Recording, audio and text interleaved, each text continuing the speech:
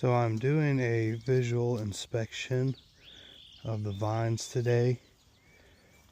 In this week alone, we had a freeze warning where we dropped to 31 degrees for about an hour. We did have good winds. Our winds were blowing about 10 miles an hour that time. Like I said, we only dropped to 31 degrees and then jumped almost straight to 35, and we hit a high of 62 that day. So all I'm doing is just making sure none of the buds or leaves or anything were damaged. So far I've noticed nothing. And then we also had a pretty severe thunderstorm, and that produced pea-sized to half-dollar sized hail, which is the most concerning. The freeze warning was a little concerning. We have lost plants to the freeze, to a very hard freeze before, but the actual hail will hit the canes, older wood, new green stuff, and break it completely off. And we do not want or like that. But however, it looks like at least our top tier here has done really well. I haven't noticed any damage. Looks like our new eco-friendly, you could call it, grow tubes are working and holding up pretty well. But this can be a fast process. Like I said, you're just kind of visually coming through, looking at everything. As I'm doing this as well, I'm looking at the plants, seeing if I need to come back in with some ties, retie some canes.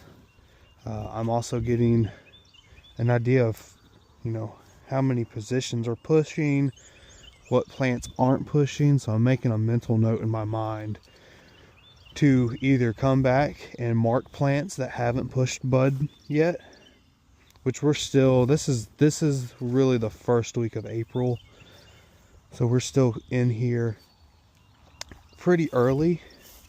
But I'll come back through, and anything that hasn't pushed buds, I'll get some type of tie tape like this right here, and I'll tape my rebar just to give me a visual indicator of, hey, this plant might be struggling, like this one right here.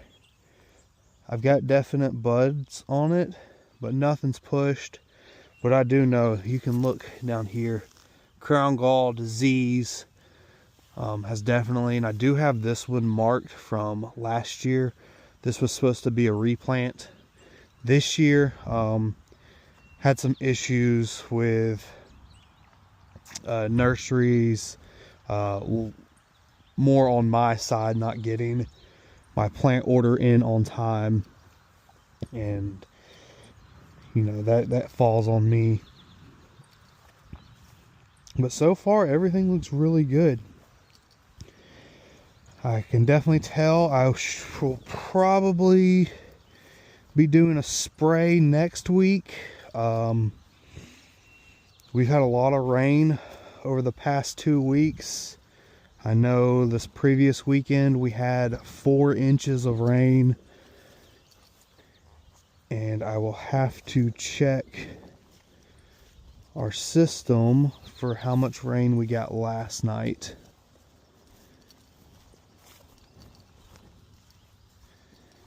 But everything's looking good. I'm going to focus in on this plant right here.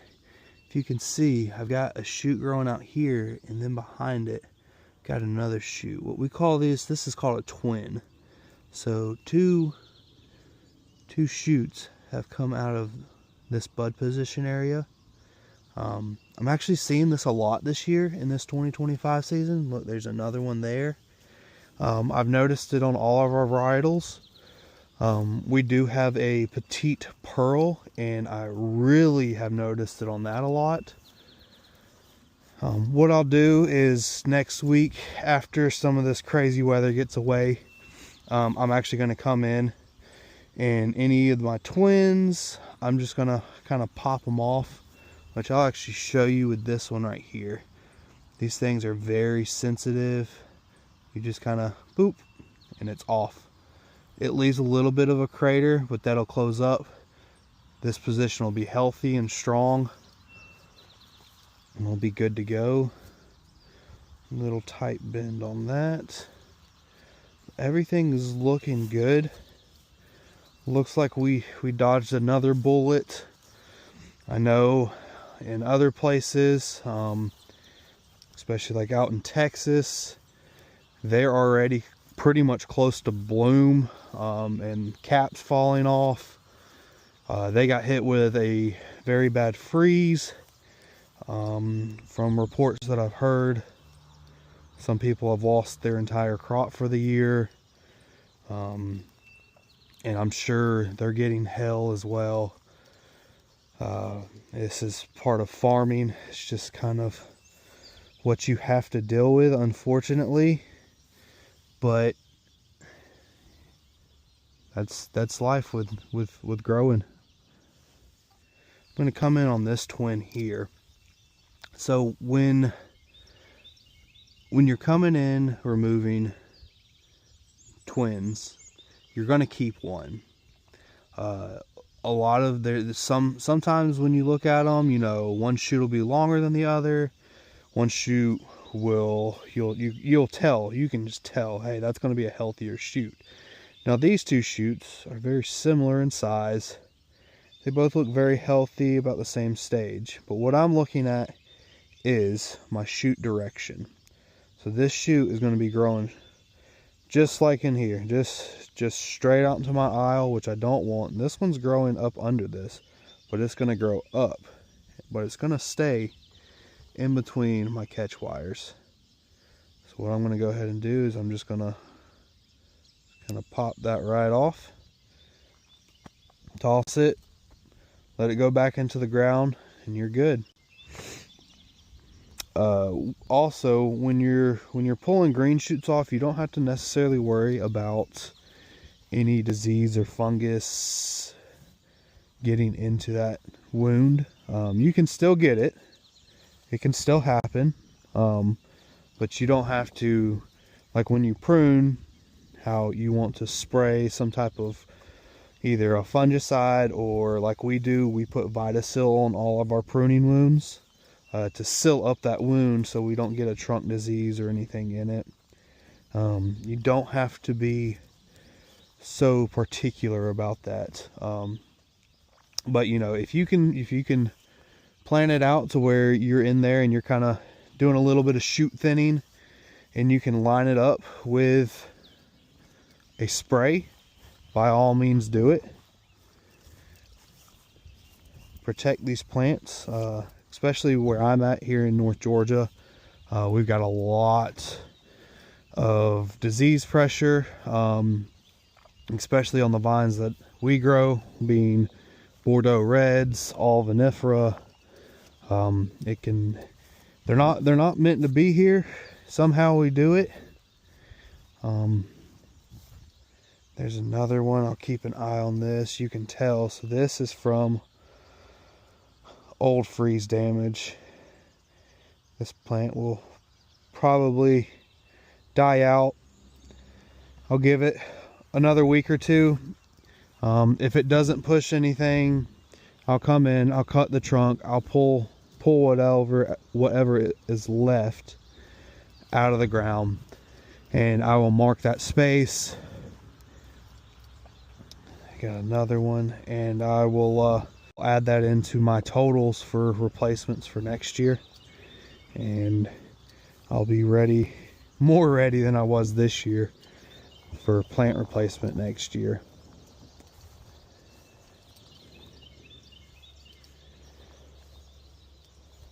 And as you can see, we do a double cane position.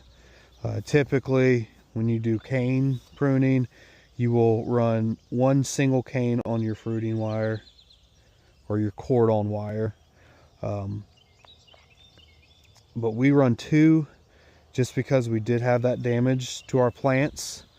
These plants are older, so we know that they can handle a little bit extra. So it helps us get a little bit more fruit, a little bit more production. That's what we've been advised, and it's worked for us these past 2 years. We've been really happy with it.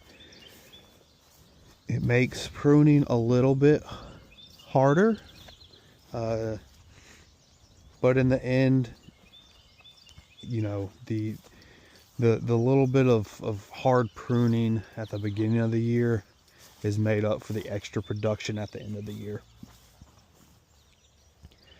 Looks like the clouds are finally breaking.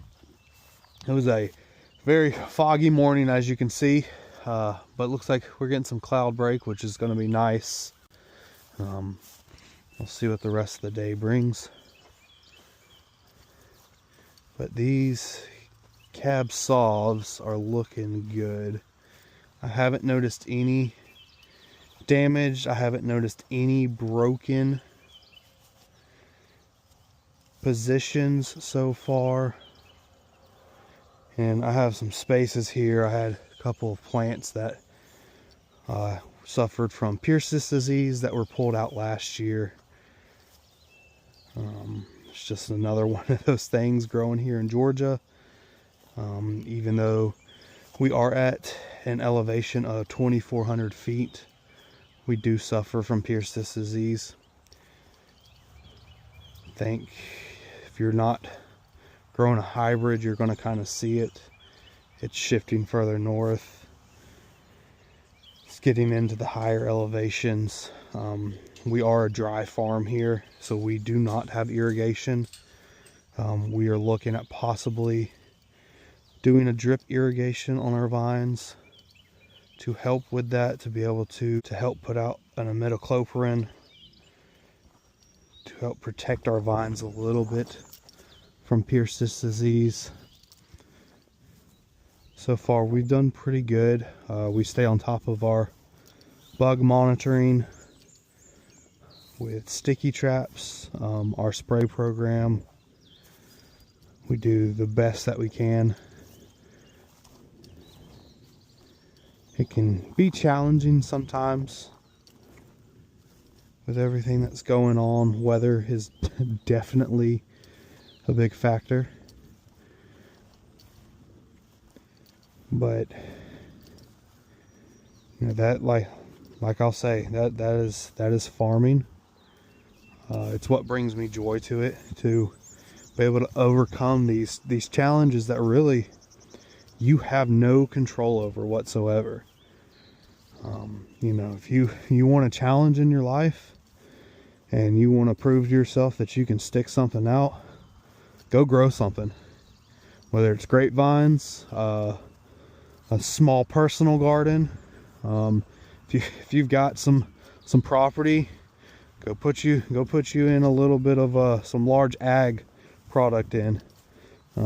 You'll see the challenges that growers face, and it's not even just environmental. It can be from neighbors, it can be from family, it can be, you know, from other producers. But you know, if you feel this passion for growing something and seeing something through, farming is the way to go. Unfortunately for us, farming is a dying job or career, if you could say that. You know, our population isn't changing, but yet we have less and less farmers, less and less farmland every year. So be an advocate for the farmers. You know, when we're complaining about how egg prices are, and how much, you know, milk costs, or you know, how much a steak costs, you got to think these farmers are are putting their whole life on the line just to get you that steak or that glass of milk or that egg for your omelet. You know, it's a cost all the way around. And that's just kind of where we are. But you can see this process is fast. It'll take me maybe an hour or so to walk all the vines, just checking everything. I'm just laying eyes on it. What I'm looking for for the frost damage is I'm looking for black tips. You can see there's a little bit of red in this, but that's just regular growth. Just looking for black, just dead, dying, decaying on it, which I haven't seen any. And for the hail damage, I'm looking for broken off shoot positions. This is a couple of unique vines here. What I'm trying to do is actually grow a new trunk off of some of this old ones. It's a practice that I've seen work. I'm trying it out here. If I can make it work, that would be so awesome. Cuts down on having to buy a new plant, lose production for a year. You know, it helps keep that grape quality there too. The older your vines get, the better the juice is off of them, the better your wine's going to be. But we're looking pretty good here.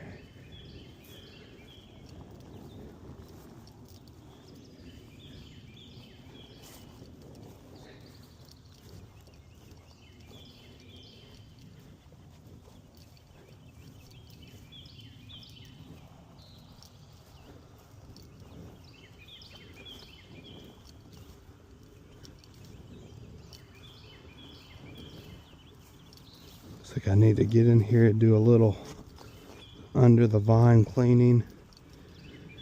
Get some of these grasses cut down a little bit. Clean some of this stuff up. Alright, and let's go on to our Petit Verdot. Check all these out.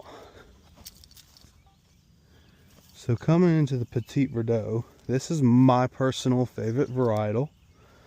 I love the way it grows. It's a very hardy grower in my opinion. Makes an excellent wine. Looks like they're growing great. So we're ramping up for the year. I've got a lot on my to-do list. And everything is growing great. I am super excited for this year. Getting set up for the future. Bouncing back from a devastating loss that we had back in 2022. We had an extremely bad freeze the week of Christmas of 2022. It was actually December 24th. We dropped to -5 degrees, 0 wind speed, so it was stagnant out here. And we did not see above freezing 32 degrees Fahrenheit for 17 days. And we lost about 3/4 of our planted grapes. This block that we have here is our block 2. Got a little bug there. Looks like he may have gotten froze or waterlogged. But this block 2 used to be a Merlot. We were having issues with our Merlot anyways. It was a challenge for us. We had successfully harvested for right at 7 years, but we knew eventually it was just going to get out of hand where we would not be able to keep up with it. It was going to have to be replaced anyways. We didn't want to have to replace it because of major damage, but you know, sometimes that's how things work out. But just looking at it, this Petit Verdot is doing great. Now next week, I'm going to come in and all this junk down here, I'll get rid of pretty much. I'll save maybe a shoot or two. Probably this bud here. Everything else, I'll save this bud and let an extra trunk kind of grow up this year, just to ensure that I have a good healthy trunk this year. And then I will save my top 4 bud positions, which my position got a little wide on this one. So this one and this one will grow this year. We'll have to hope that they grow good this year so I can keep those for next year. We'll get some canes to lay down. But everything else will get cleaned up. We'll send all that nutrients up to these top ones to get them to grow and take off. We'll be looking good. Just like the cab saw that I just walked through up top. Haven't noticed any damage. No bug damage, no hail, no freeze damage. With looking for the hail damage, also check around the base, because you may not see the bud position that got broken, but the shoot could be laying on the ground. So you want to check from top to bottom all the way down. Especially with these being trunks, I'm mainly focusing on my top position area.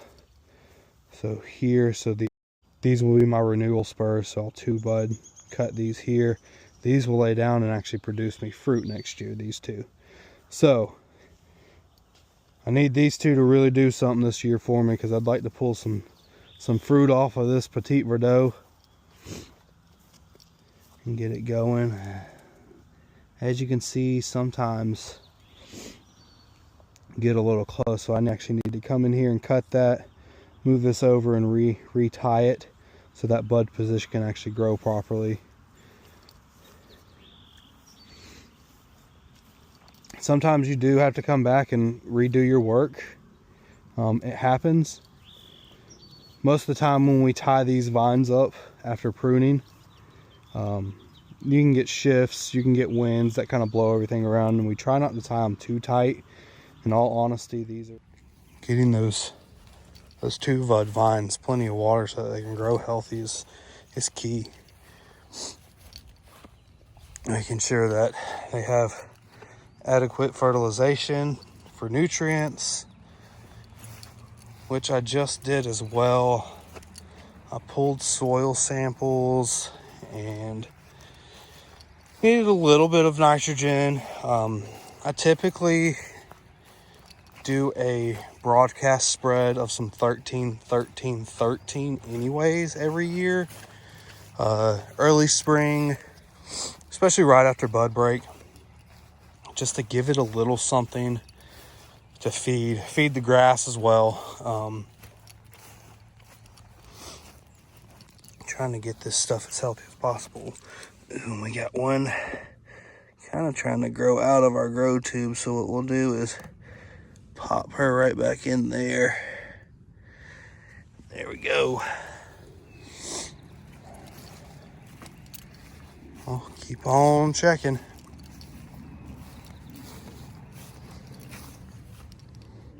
Kind of move some of these around as well. Try not to damage anything. You'll notice some of our plants have double cartoned grow tubes on them. What happened was we had some help planting these. Like this one's a great example. They weren't really planted where they needed to be. You can actually see root zone in this, so I do need to come back and put some soil on that, because that plant will not last like that.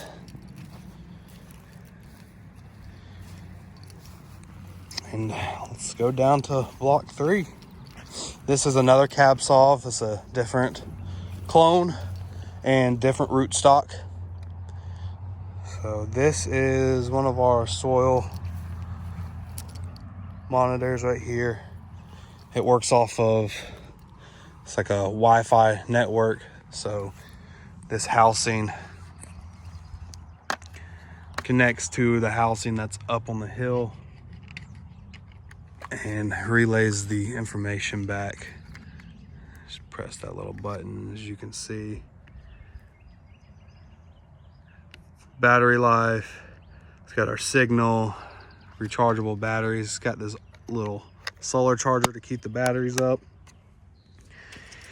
and it kind of helps us out pretty good. You know how wet our soils are. There's a bunch of different weather stations on the market.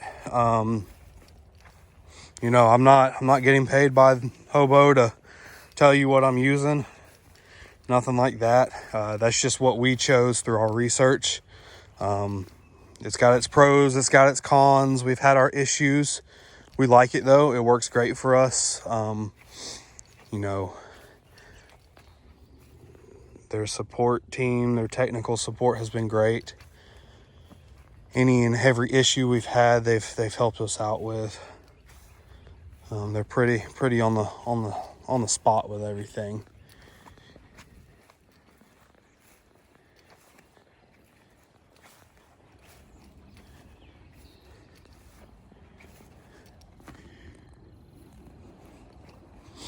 So far, 0 freeze, frost damage, 0 hail damage. So I'm counting our blessings this morning. I know some places here in North Georgia, from looking at pictures, got so much hail it looked like it snowed, which is a scary thought. Need another clamp in that. Get that tied up. I know a lot of grape growers, when they hear hail, especially after bud break, you know, that heart starts racing. They lose a little sleep. Man, that thing has grown a lot.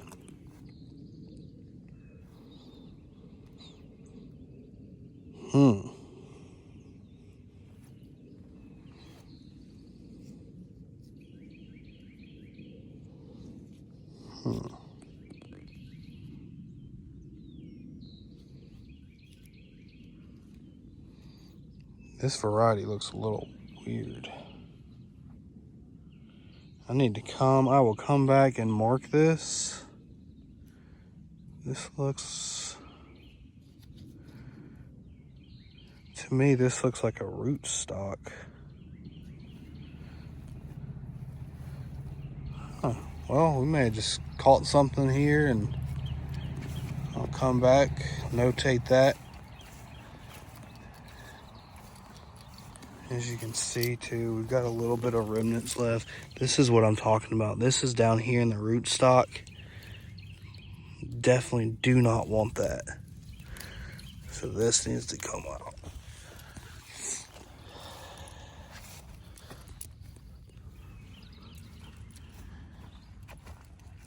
And I've got quite a few plants down here that just are not healthy. You can see lots and lots of crown gall. A lot of mistakes were made with some of these vines, especially weed eater damage. If you are growing a vineyard, if you've grown a vineyard, if you're in the middle of it, do not weed eat your vines. Do not weed eat around them. I know a lot of people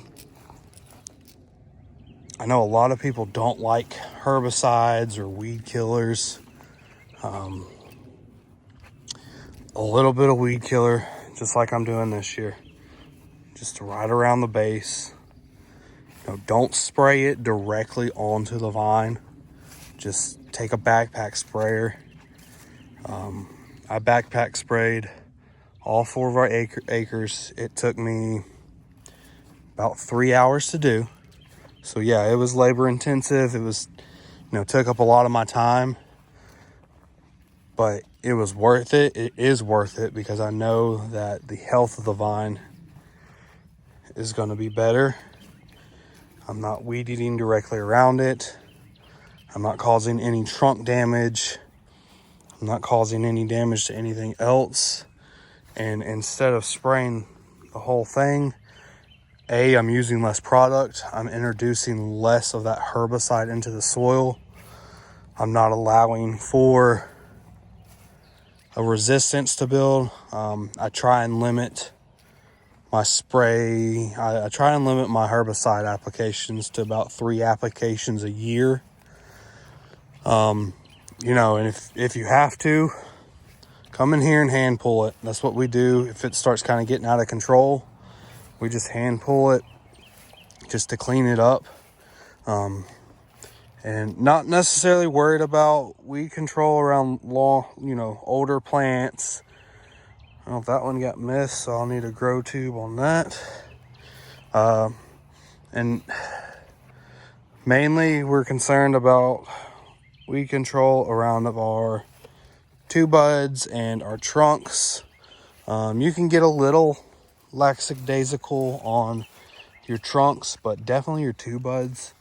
You want to give as much soil, as much right under that vine to that vine, if you get what I'm saying. You don't want any competition. You want that to have all the good soil space down and around it. And I do that. It's about 1 foot all the way around. These vines have not, the root system has not spread out fully yet. So it's not coming out real far. Now, like these older vines, I mean, I've seen where I've taken up vines and they're 2 to 3 foot long, spread out across into your center aisle. But they're deep and they're good, strong roots. They can spread quite a ways. It's quite amazing. It's just like any plant. In reality, it's quite amazing what plants can do. How much they can put up with, how much suffering they can go through, unfortunately, but they still kick back and do what they're supposed to do. Just looking at those little bitty spores, looks like some fungi growth on the ground there.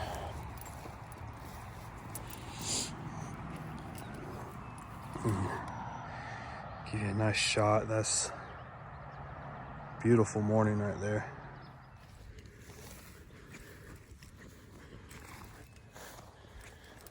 So we'll speed this process up a little bit. Walk a little bit faster through it.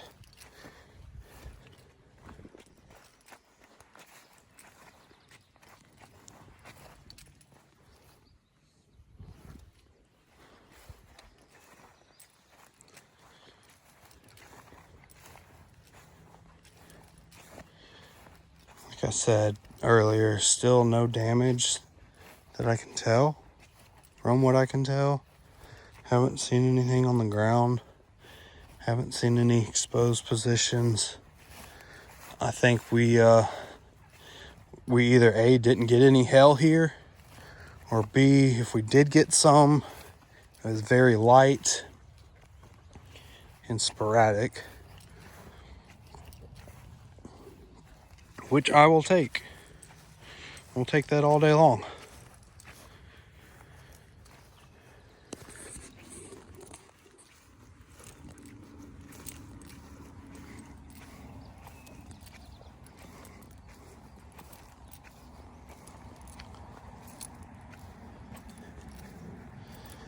Man, this is a perfect morning right now.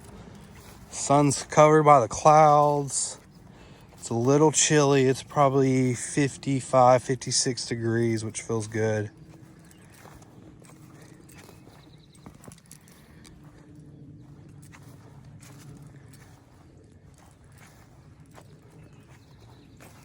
light breeze. It's not really that breezy. Feels great this morning. A little wet, but you know, kind of expected after a big rainstorm.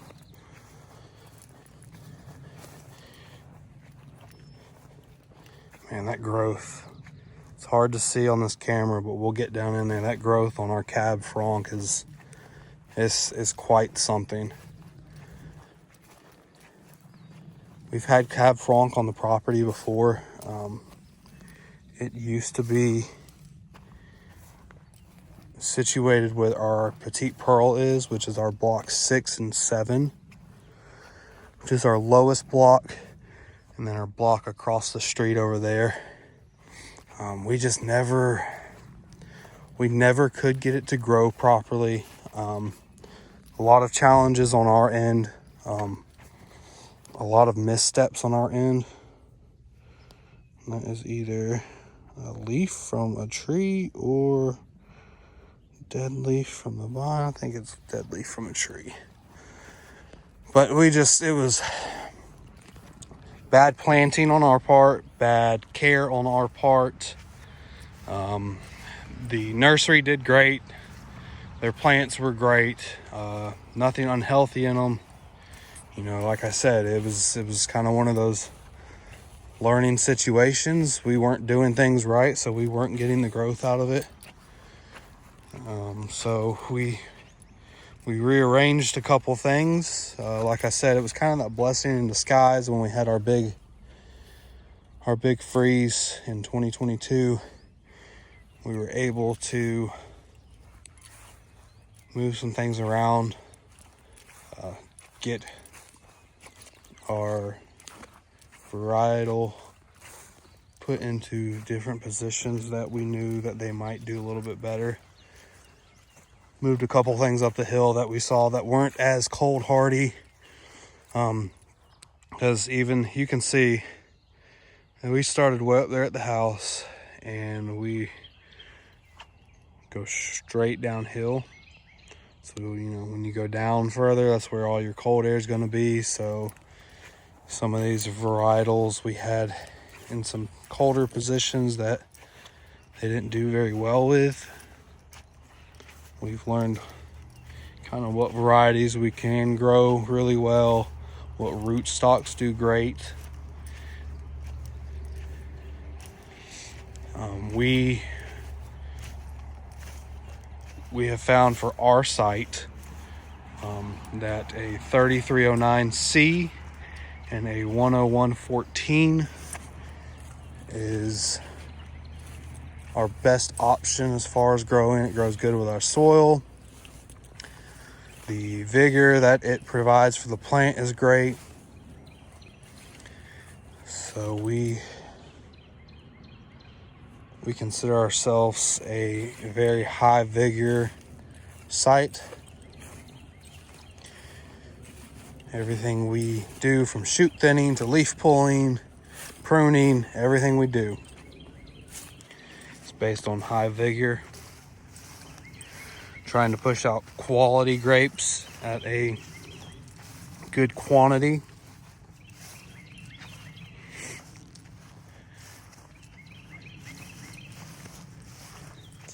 This is another successful block down. 0 damage to report. Pretty happy about that. Now let's go on to our Cab Franc, which we've got block 4 here, and then below it on the other side of that gate down the hill we've got block 5, which both of these are the same. We ran 2 blocks of this. We think this is going to be a great winemaker for us. Excited to see what it does. The little bit of fruit that we have grown on site with this, the taste of it was excellent.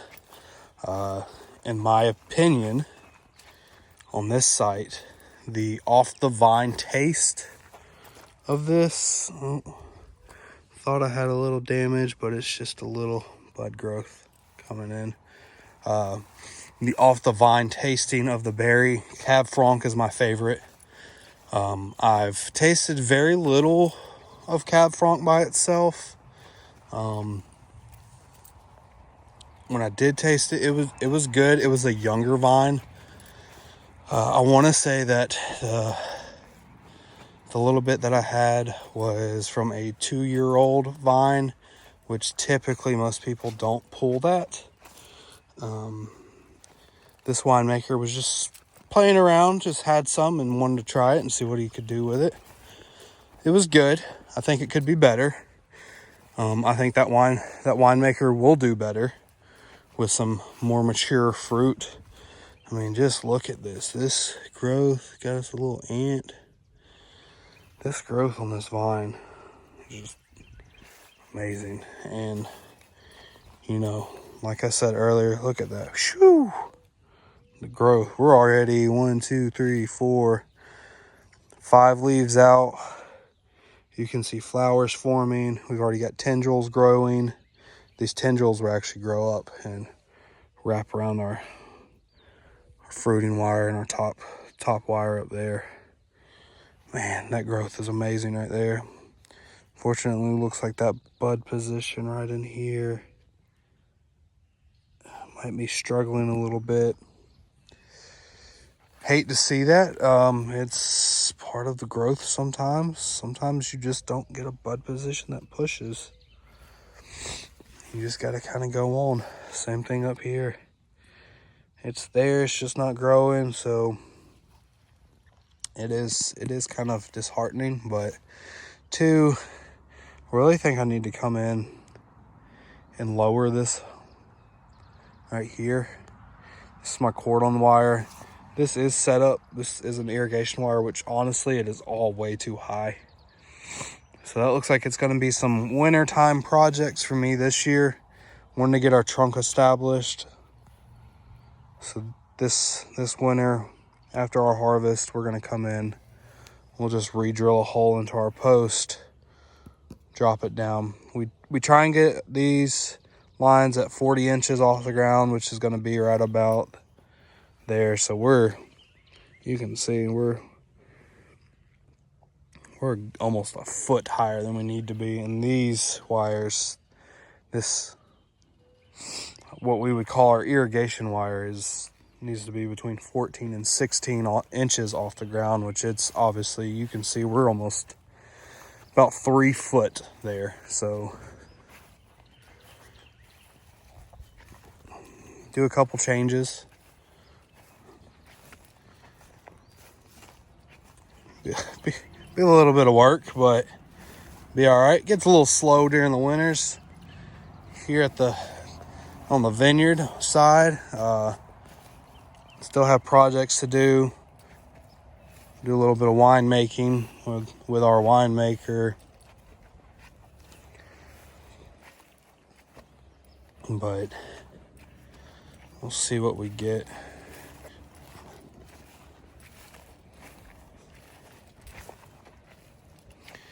Well, no damage so far on the first 2.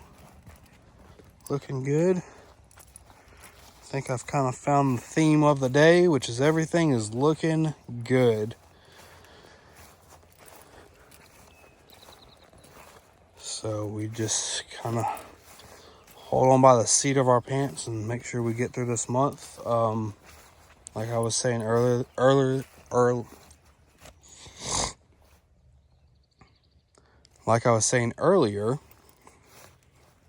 we do a lot of records keeping here, so I do know for my site, typically get another freeze in here at the end of the month. You know, weather's been pretty crazy this year, so maybe it'll be a shift.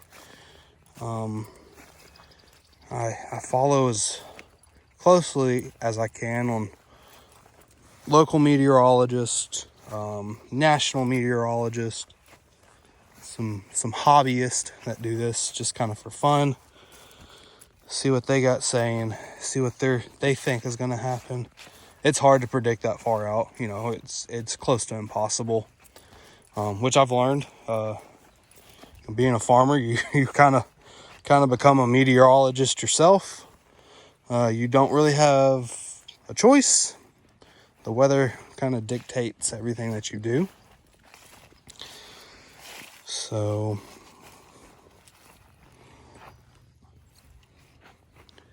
but man, I'm super happy with the growth I'm gotten. Super happy so far. These two major events as far as weather have not hurt us.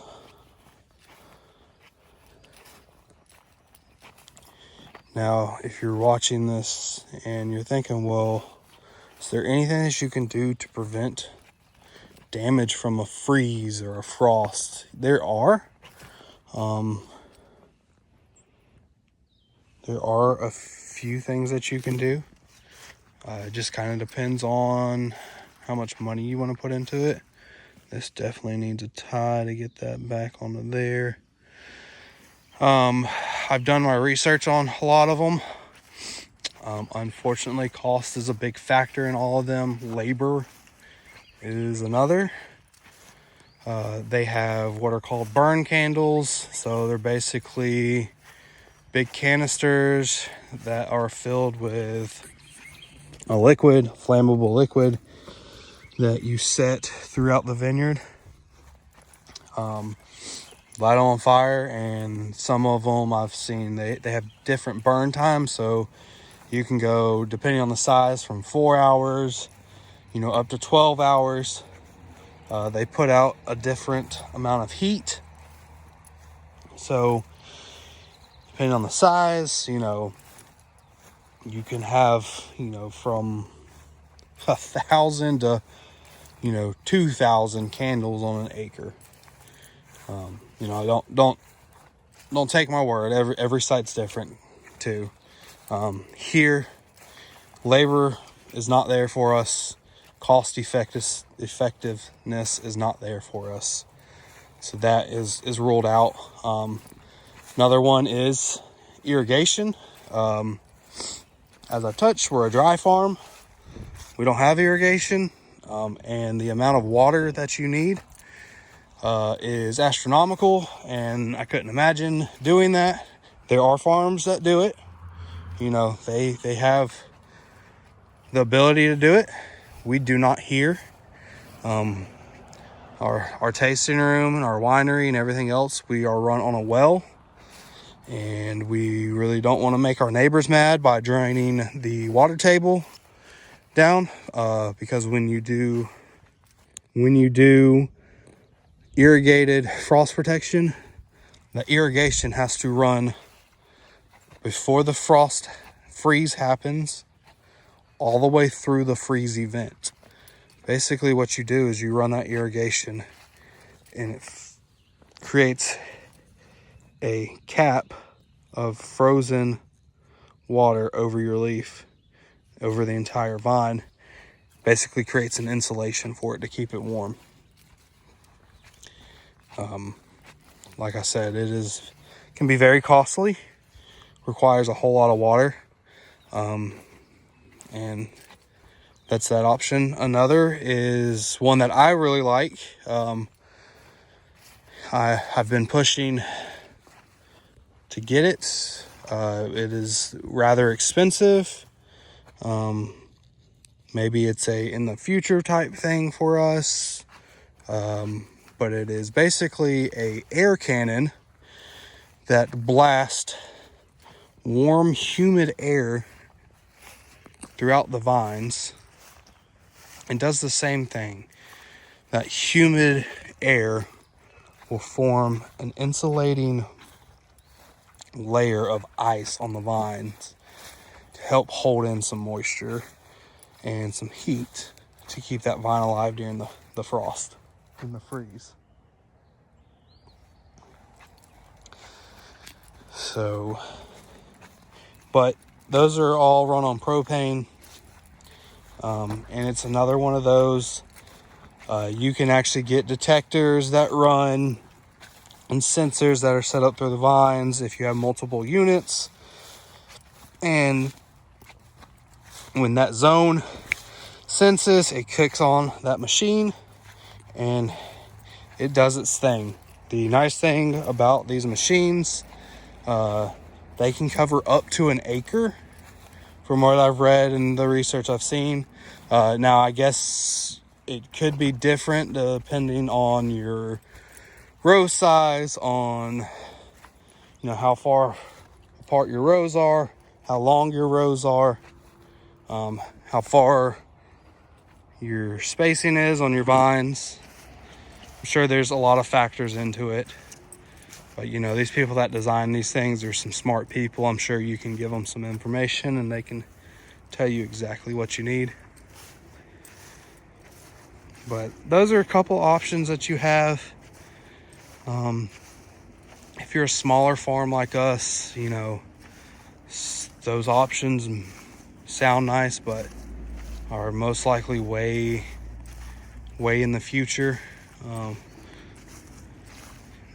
not saying that it's impossible for a small farm to get it. It is completely possible. You just have to be strategic on what you get for your vineyard. I don't like seeing this. Just got a little bit of some buds that aren't pushing. And I'm standing right in y'all's way. I'm so sorry about that, but buds just aren't pushing on it. So we'll see what grows. We'll keep an eye on some of this stuff. Hate seeing that, especially on a 1-year-old vine. Shouldn't have very much damage in it, so it should push good, but there's always factors in all of this. It could just be lacking a little bit. It's definitely there. It'll grow. A little bit of faith, a little bit of patience. Made it down here to block 6. I skipped out on the block 5 for you guys. It was more of the same old, everything's looking good. So I just kind of wanted to show you all this block 6 that we have going on. It is going to be run on a different training system. From 5 all the way up to 1, we run a VSP system. It's called a vertical shoot positioning. So basically what it is trunk grows up and we have a cordon that we lay onto and we cane prune. So our cordon lays on and then our shoots grow straight up into our top wires and over.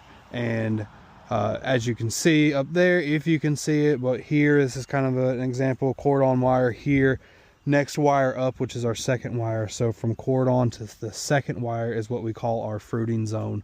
And then second to third is canopy, and then over is canopy. So all of our fruit on our VSP growth grows in between that area. This, however, this is our Petite Pearl. We set it up a little bit different just because of the way it grows. We have set it up on a high wire system, and we're going to try kind of the similar growth, just kind of reversed. Instead of growing up, we're going down. A lot of people do spur pruning, which is basically you still have your cordon and you will have little 2-bud spurs growing out, and then those produce canes coming, or shoots coming down. We're actually going to try cane pruning, high cordon. We're going to see if we can do it. I'm going to see how well it works, and we're going to also attempt to do 2 cordons per wire. A little bit crazy. Let's see if we can pull it off. From what we've been told, this Petite Pearl is a very high vigor variety. We're excited about that. We want to grab a lot of fruit off of it. The Petite Pearl that we have on our site is actually the most planted variety that we have. So we're a little crazy for that. Don't know a whole lot of people in Georgia that are growing this. To be honest with you, don't know if anybody in Georgia is growing it. If someone out there is growing it and you've got some tips, leave them in the comments. Shoot me an email. Jared at faintinggoatvineyards.com. I'd love to talk to you, see what has worked for you, what hasn't worked. And even if you don't live in Georgia and you've grown Petite Pearl on a larger scale, I'd still love to talk to you to see what I'm in store for. I'm excited about this variety. I like a challenge. I think it's gonna be a challenge. So we'll see. But like everything else that I've checked today, everything's growing good. There's some more twins. These things just, man, I love this. Is, you know, typically what I've noticed is you don't see your flowers forming right here, until you're usually, you know, 3 or 4 petals deep. But man, I've got, you know, just a few petals popped and we already got flowers. So I think this stuff is going to hold up true to nature. We'll see. Well, good report for today. No damage from the freeze, no damage from the hail. It has turned into a very beautiful day. I'm already out of my sweatshirt, and I think we're looking good. So just hopefully we make it through the rest of this month. No issues. I start sleeping a little bit better when we get out of the month of April. I don't typically have very many freeze issues once we get past it. So we'll see what we get. We'll let these vines keep growing and tune in for the next video. For those that are watching these videos, my goal is to post a video every Monday and every Friday with longer format content in it, and then I will be sprinkling some YouTube shorts in those as well. We also have Instagram and Facebook. The Instagram is more of our winemaking side, our events. Facebook is the same thing. Has all of our hours, all of our events on them, so go check them out. Come visit us. Couple asked questions. Yes, we do have fainting goats. We have 4 of them. They are all females. They are not for sale, and they are our pets. They are also animals. So if you do come up here, sometimes they're not hanging out around their house. Sometimes they're down in the woods foraging. So just be patient. Sometimes they'll typically come back up and you'll get a glimpse at them. We do also have 2 Great Pyrenees that mainly guard our vines and also protect the goats. They do not stay out all day. They're getting a little up there in age, so we kind of let them go back to the house and relax during the hottest part of the day. So if you do come up here just to see the dogs and they're not here, we didn't get rid of them. They're just relaxing, semi-retired, so they're living the good life. So thanks for tuning in. See you next time.